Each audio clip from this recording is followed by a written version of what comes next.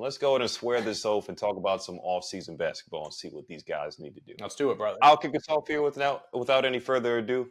We're going to start it off with your Boston Celtics. Mhm. So, made a little list here for the 3 things I think they need to do. Number 1, understand there's a target on their backs and they shouldn't take teams for granted. So, every single year that I've done, I've obviously covered the Charlotte Hornets. I don't know if everybody already knows that by now. I hope so. If you watch the first 49 episodes, there's a lot of references. But every single coach that I've talked to that either won a championship in these last 5-6 years or that have been a very good team, I've always asked, like, how do you kind of manage expectation now? I remember when Sacramento came back to life out all of a sudden after 16, 17 years, right? And they kind of just blew up onto the scene and out of nowhere, they're a 3 seed out west. Obviously, I know what happened to them, but now there's an expectation for them to be great. I asked him Mike Brown last year, like, how are we navigating through the season now? Because it's a different expectation. He told me, if I'm remembering this correctly, that it's weird being the hunted now.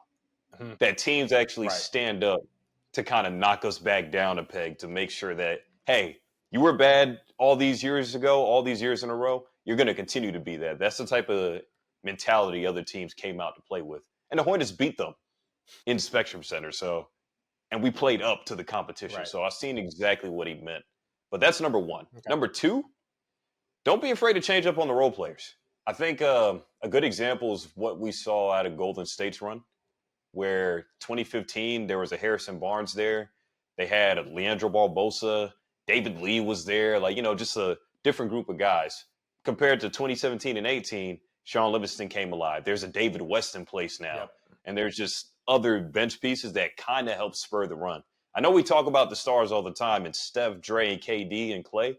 And just like how we will Tatum, Brown, Drew Holiday, KP, Derek, like we're going to talk about those guys, but don't be afraid to change up the Sam Hausers or the Peyton Pritchards if a deal comes on the table that makes sense.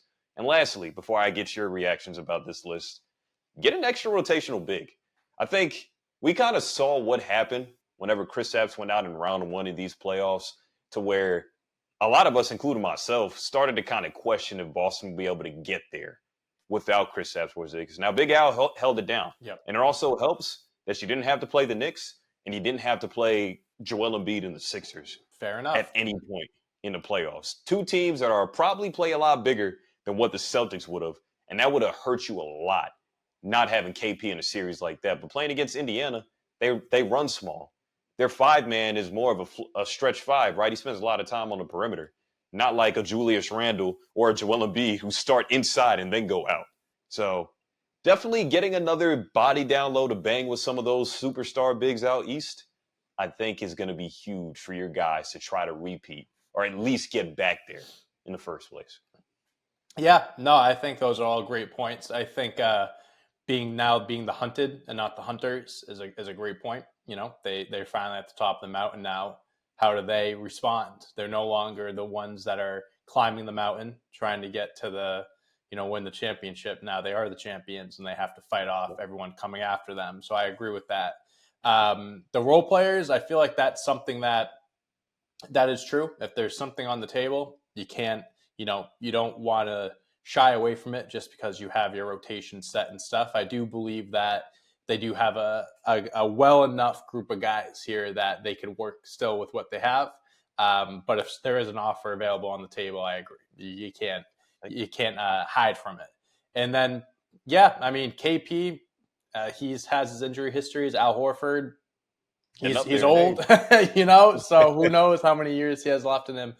Luckily for the Celtics, we saw some of his best basketball in the postseason, which is, kind of how we cater to him, have him, rest up in the regular season, save him for the postseason when we need him. But yeah, we definitely do need some more depth. I don't think Luke Cornett is going to be getting the job done there. So